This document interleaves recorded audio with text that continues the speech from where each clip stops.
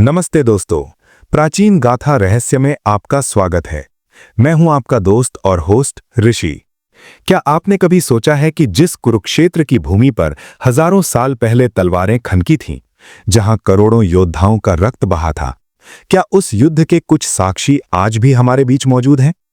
कल्पना कीजिए, आप हिमालय की किसी सुनसान गुफा के पास से गुजर रहे हैं या मध्य प्रदेश के किसी पुराने किले की अंधेरी गलियों में हैं, और अचानक आपको एक ऐसी छाया दिखे जो सामान्य इंसान से कहीं ज्यादा लंबी हो। एक ऐसा व्यक्ति जिसके माथे से खून रिस रहा हो, या एक ऐसा साधु जिसकी आंखों में युगों युगों का ज्ञान और थकावट दोनों हो। शास्त्र कहते हैं कि हम कलयुग में जी रहे हैं, लेकिन क्या आप जानते हैं कि महाभारत काल के 5 ऐसे शक्तिशाली योद्धा हैं जिन्हें समय की सीमाएं नहीं बांध पाईं। वे न मर सकते हैं, न ही गायब हो सकते हैं। वे आज भी इसी धरती पर, इसी हवा में सांस ले रहे हैं। शायद आपके शहर के किसी पुराने मंदिर में या किसी घने जंगल के बीच। आज के इस विशेष वीडियो में हम प्राचीन गाथा रहस्य पर उन 5 अमर योद्धाओं की दास्तान सुनाएंगे जो पिछले 5000 सालों से कलयुग के अंत का इंतजार कर रहे हैं। आखिर वे आज कहां हैं? वे छुपकर क्यों रह रहे हैं? और सबसे महत्वपूर्ण बात, उनका जीवित रहना हमारे भविष्य के लिए क्या संकेत देता है? दिल थाम कर बैठिए, क्योंकि आज का सफर इतिहास और वर्तमान के बीच की उस धुंधली लकीर को पार करने वाला है। सनातन धर्म में सप्त चिरंजीवी यानी 7 ऐसे महापुरुषों का वर्णन है जो अमर हैं। इनमें से 5 योद्धाओं का सीधा संबंध महाभारत के उस भीषण युद्ध से है जिसने धर्म और अधर्म की परिभाषा बदल दी थी। अमरता कोई वरदान भी हो सकती है और एक भयानक अभिशाप भी। आज हम इन्हीं के बारे में विस्तार से जानेंगे। अश्वत्थामा, वो योद्धा जो श्राप की कड़ियों में जकड़ा है। महाभारत का सबसे रहस्यमयी और डरावना पात्र अश्वत्थामा, गुरु द्रोणाचार्य का पुत्र, जिसके पास जन्म से ही माथे पर एक दिव्य मणि थी।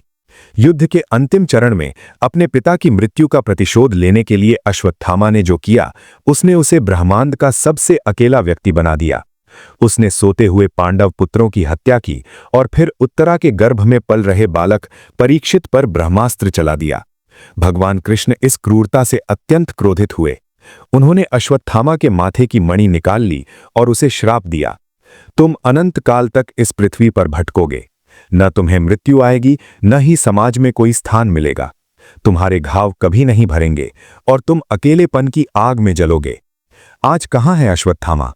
लोक मान्यताओं और कई चश्मदीद गवाहों के अनुसार अश्वत्थामा को आज भी मध्य प्रदेश के असीरगढ़ किले में देखा जाता है। वहां के शिव मंदिर में हर सुबह एक ताजा फूल और चंदन चढ़ा मिलता है, जबकि मंदिर के कपाट बंद होते हैं। लोग कहते हैं कि वो एक विशालकाय व्यक्ति है जो अपने घाव के लिए तेल और दवा मांगता है। सीख, शक्ति का दुरुपयोग और क्रोध केवल विनाश और अनंत पश्चाताप की ओर ले जाता है। भगवान परशुराम, कल्कि के गुरु का इंतजार। भगवान विष्णु के 6ठे अवतार, जिन्होंने 21 बार पृथ्वी को अधर्मी क्षत्रियों से मुक्त किया था। महाभारत में इन्होंने ही भीष्म, द्रोण और कर्ण को शस्त्र विद्या सिखाई थी। परशुराम जी ने अपना सारा राजपाट और भूमि दान कर दी थी और महेंद्र पर्वत पर तपस्या करने चले गए थे। वे कालजयी हैं। महाभारत के युद्ध में वे प्रत्यक्ष रूप से नहीं लड़े, लेकिन उनकी दी हुई विद्या ही कुरुक्षेत्र का आधार बनी। आज कहां है परशुराम? पुराणों के अनुसार परशुराम जी आज भी महेंद्रगिरी पर्वत, ओडिशा पर घोर तपस्या में लीन हैं। वे केवल एक योद्धा नहीं, बल्कि समय के संरक्षक हैं। उनका सबसे बड़ा कार्य अभी बाकी है। जब कलयुग अपने चरम पर होगा और भगवान विष्णु अपना 10वां अवतार कल्कि लेंगे, तब परशुराम जी ही उन्हें शस्त्र विद्या की शिक्षा देंगे। ज्ञान और शक्ति का उद्देश्य समाज की रक्षा करना है, अहंकार की संतुष्टि नहीं। कृपाचार्य, धर्म के तटस्थ साक्षी। कौरवों और पांडवों के कुलगुरु कृपाचार्य, एक अत्यंत विद्वान और निष्पक्ष योद्धा। कृपाचार्य को उनकी निष्पक्षता और वेदों के ज्ञान के कारण अमरता का वरदान मिला था। हालांकि वे कौरवों की ओर से लड़े, लेकिन उन्होंने कभी धर्म का साथ पूरी तरह नहीं छोड़ा। अश्वत्थामा के साथ मिलकर रात में किए गए हमले में वे भी शामिल थे, लेकिन बाद में उन्होंने पांडवों को क्षमा कर दिया और परीक्षित को शस्त्र विद्या दी। आज कहां है कृपाचार्य? माना जाता है कि कृपाचार्य अपनी सिद्धियों के बल पर भेष बदलकर आज भी समाज के बीच रहते हैं। वे कलयुग में ज्ञान और नैतिकता के गुप्त प्रसारक हैं। उनका स्थान अज्ञात है, लेकिन वे सदा विचारशील और शांत अवस्था में हिमालय के गुप्त क्षेत्रों में विचरण करते हैं। विपरीत परिस्थितियों में भी अपने कर्तव्य और ज्ञान को नहीं भूलना चाहिए। महर्षि वेदव्यास, इतिहास के रचयिता। स्वयं नारायण का रूप माने जाने वाले महर्षि व्यास, जिन्होंने महाभारत लिखी और वेदों का विभाजन किया। व्यास जी न केवल महाभारत के लेखक हैं, बल्कि वे उस परिवार के पूर्वज भी हैं जिसके बीच युद्ध हुआ। उन्होंने अपनी आंखों के सामने अपने कुल का विनाश देखा। उन्हें अमरता मिली ताकि वे आने वाली पीढ़ियों को धर्म का मार्ग बताते रहें। आज कहाँ है वेदव्यास? कहते हैं कि बद्रीनाथ के पास व्यास गुफा में वे आज भी सूक्ष्म रूप में मौजूद हैं।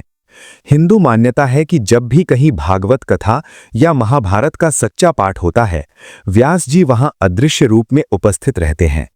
वे ज्ञान के उस दीपक की तरह हैं जो कभी नहीं बुझता। इतिहास को याद रखना जरूरी है ताकि भविष्य की गलतियों से बचा जा सके। महाबली हनुमान, भक्ति और शक्ति की जीवंत मिसाल। यद्यपि हनुमान जी रामायण काल के हैं, लेकिन वे महाभारत के भी एक मुख्य स्तंभ थे। भीम के अहंकार को तोड़ने से लेकर अर्जुन के रथ के ध्वज यानी झंडे पर विराजमान होने तक उन्होंने पांडवों की रक्षा की। हनुमान जी को माता सीता ने अमरता का वरदान दिया था कि वे जब तक राम नाम इस धरती पर रहेगा तब तक जीवित रहेंगे। कुरुक्षेत्र के मैदान में कृष्ण ने अर्जुन से कहा था कि तुम्हारे रथ पर स्वयं महादेव और हनुमान विराजमान हैं, इसलिए तुम्हारी विजय निश्चित है। आज कहाँ है हनुमान? हनुमान जी के बारे में कहा जाता है, यत्र यत्र रघुनाथ कीर्तनम तत्र तत्र कृत मस्तकांजलिम। यानी जहां भी भगवान राम का नाम लिया जाता है, हनुमान जी वहां अश्रुपूर्ण नेत्रों के साथ उपस्थित होते हैं। उन्हें गंधमादन पर्वत पर निवास करने वाला माना जाता है, लेकिन वे अपने भक्तों की पुकार पर कहीं भी प्रकट हो सकते हैं। निस्वार्थ भक्ति और समर्पण इंसान को मृत्यु से ऊपर उठा देता है। मित्रों, महाभारत के इन 5 अमर योद्धाओं की ये गाथाएं केवल इतिहास की धूल भरी परतों में दबी कहानियां नहीं हैं। ये आज के युग का एक कड़वा और प्रेरक आईना है। सोचिए, आखिर क्या वजह है कि नियति ने इन योद्धाओं को हजारों सालों से जीवित रखा है? जब हम अश्वत्थामा के बारे में सोचते हैं तो हमें डर लगता है, लेकिन अश्वत्थामा हमें एक बहुत बड़ा जीवन पाठ, लाइफ लेसन देता है। वो हमें सिखाता है कि कर्म से कोई नहीं बच सकता। आज के इस दौर में जहां लोग सोचते हैं कि वे दूसरों का बुरा करके, झूठ बोलकर या शॉर्टकट लेकर बच निकलेंगे, वहां अश्वत्थामा का अस्तित्व चीख चीख कर कहता है कि अधर्म का फल अनंत पीड़ा है। ये योद्धा हमें याद दिलाता है कि अपने भीतर के क्रोध और प्रतिशोध को समय रहते वश में कर लें, वरना वो हमें एक ऐसी जेल में डाल देगा जिससे मौत भी हमें रिहा नहीं कर पाएगी। वहीं भगवान परशुराम और महर्षि वेदव्यास हमें सिखाते हैं कि सीखना कभी खत्म नहीं होता। 5000 साल बीत जाने के बाद भी एक योद्धा कल्कि को शिक्षित करने का इंतजार कर रहा है और एक ऋषि आज भी ज्ञान बांट रहा है। क्या हम अपनी छोटी सी असफलताओं से हार मानकर बैठ नहीं जाते? ये अमर योद्धा हमें बताते हैं कि अगर आपका लक्ष्य महान है तो आपको सदियों तक धैर्य रखने के लिए तैयार रहना चाहिए। धैर्य और निरंतरता ही अमरता की असली चाबी है। और महाबली हनुमान, वे तो भक्ति और शक्ति के उस संतुलन का प्रतीक हैं जिसकी आज हमें सबसे ज्यादा जरूरत है। वे हमें सिखाते हैं कि आपके पास ब्रह्मांड की सारी शक्तियां क्यों ना हो, लेकिन अगर आपके मन में सेवा भाव और विनम्रता नहीं है तो वो शक्ति व्यर्थ है। आज का कुरुक्षेत्र आपके बाहर नहीं, आपके भीतर है। आपके विचार आपके सैनिक हैं और आपका चरित्र आपका रथ है।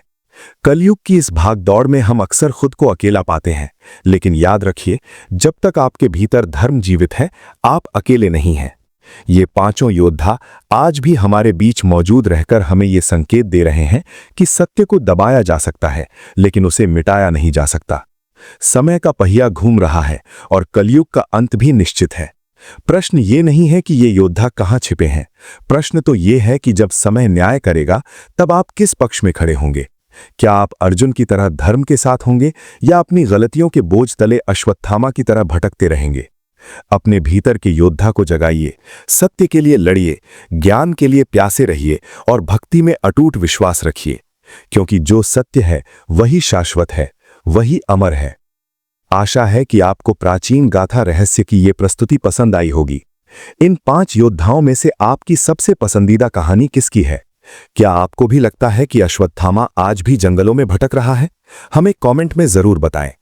अगर आपको ये वीडियो जानकारीपूर्ण और प्रेरक लगा तो इसे लाइक करें, अपने दोस्तों के साथ शेयर करें और हमारे चैनल प्राचीन गाथा रहस्य को सब्सक्राइब करना ना भूलें, ताकि हम ऐसे ही अनसुलझे रहस्यों को आपके सामने लाते रहें। मैं आपका होस्ट ऋषि अब आपसे विदा लेता हूं। मिलते हैं अगले वीडियो में एक नए रहस्य के साथ। तब तक के लिए जय श्री कृष्ण।